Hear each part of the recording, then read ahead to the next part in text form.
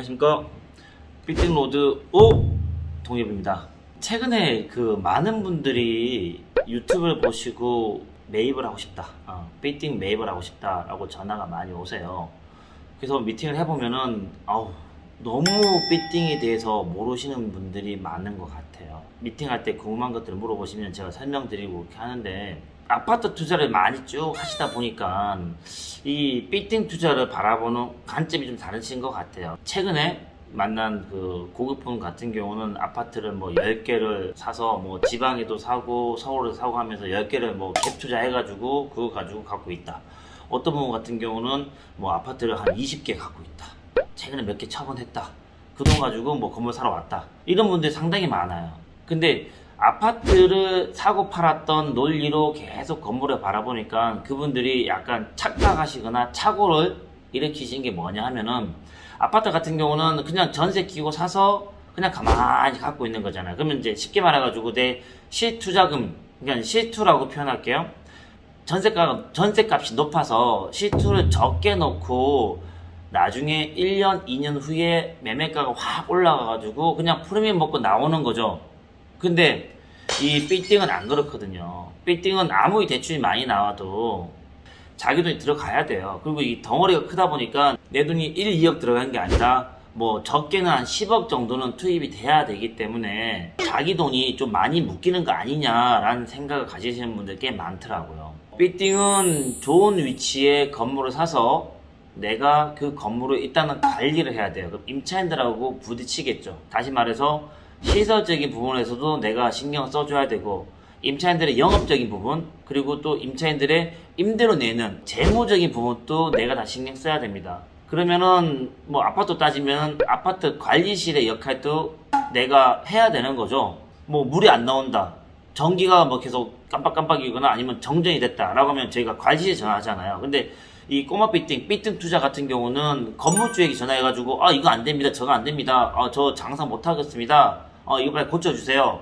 이런 얘기들을 듣는 거죠. 그러면은 이 건물이 낡았다, 그러면 내가 이거 손을 봐야 되지 않겠냐 라고 생각이 들면은 임차인들하고 만기 되면 나가세요, 아니면 더 영업하고 싶으시면은 이렇게 해가지고 언제 나가시죠 라고 협상을 봐야 돼요. 그러면은 자연스럽게 임차인들하고 좀 실랑이를 벌릴 수밖에 없습니다. 그게 좀 두렵거나 신경 써야 된다, 아니면은 내가 못하겠다 라고 하시면은 빌딩 투자하시면 안 돼요.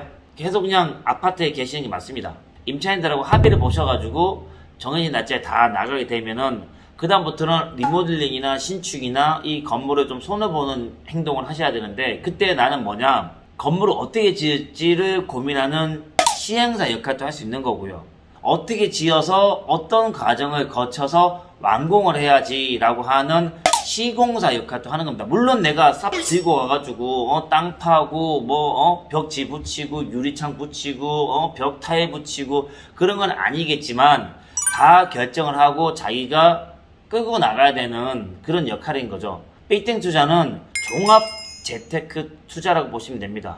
그리고 건물을 다 짓고 난 다음에 새로운 임차인을 맞춰야 되죠. 그리고 또 새로운 임차인들하고 계속 실랑이를 하다가 나중에 누군가한테 파는 겁니다. 팔 때 내가 이렇게 지어가지고 이 고생하고 팔았다, 내가 이렇게 임대료 받으면서 이렇게 했다, 저 임차인은 이렇고 이 임차인은 이렇고 요 임차인은 이렇다 라는 얘기들을 잘 정리하셔가지고 매수자한테 인수인계 하셔야 되겠죠. 그렇게 시작과 끝이 형성되어 있는 것이 빌딩 투자입니다. 그냥 너무 쉽게 아파트처럼 투자한다라는 생각을 가지고 오지 마시고요. 내가 내 손을 조금 움직여서 좀 새로운 걸 만들고 싶다라는 분들한테는 빌딩 투자가 딱 맞아요.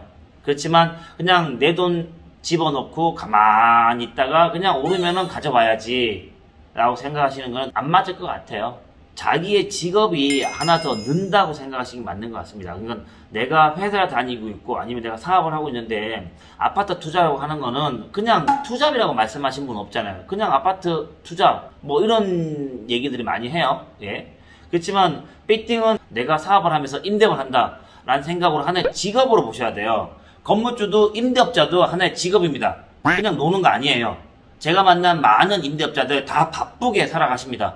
그냥 시험시험 놀면서 그냥 꽁으로 아니면 그냥 운이 좋아서 돈이 벌어 가시는 분들은 없습니다. 다 그만큼의 정신적 스트레스를 많이 받으시고요. 그만큼의 신경도 많이 쓰시고 그만큼 다 자기가 들인 노력에 대한 대가를 가져가신 분들이라고 저는 생각하고 또 그런 분들을 많이 봐왔거든요.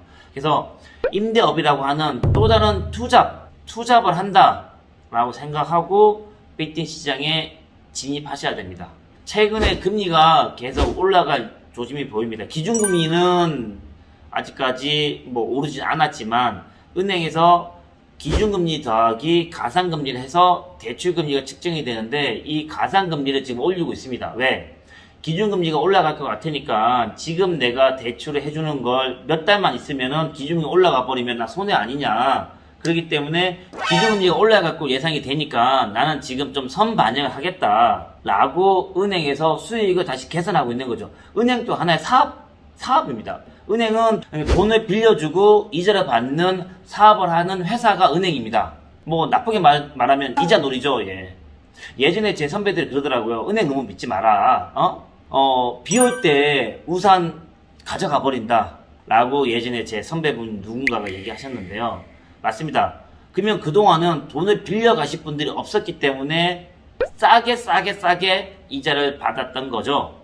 근데 최근 들어서 돈을 빌려 가실 분들도 많고 또 코로나가 끝날 것 같고 경기가 회복이 될 것 같으니까 나중에 경기가 회복될 거니까 나는 미리 지금부터 더 받아야지, 이자를 더 받아야지 라고 하면서 선반영하는 거죠. 실제로 이자를 납부하시는 매수자나 또는 건물주들은 솔직히 기분 좋진 않죠. 왜냐면 자기 수입이 줄어드니까. 최근에는 2점 후반대까지 얘기를 많이 하더라고요. 불과 한 달 전만 해도 2점 중반이었거든요. 2.4나 2.5를 얘기하셨는데 지금은 2.7이나 2.8 정도를 얘기하시더라고요. 그래서 그런 것들도 잘 감안하시고 빌딩 투자에 접근하셔야 됩니다.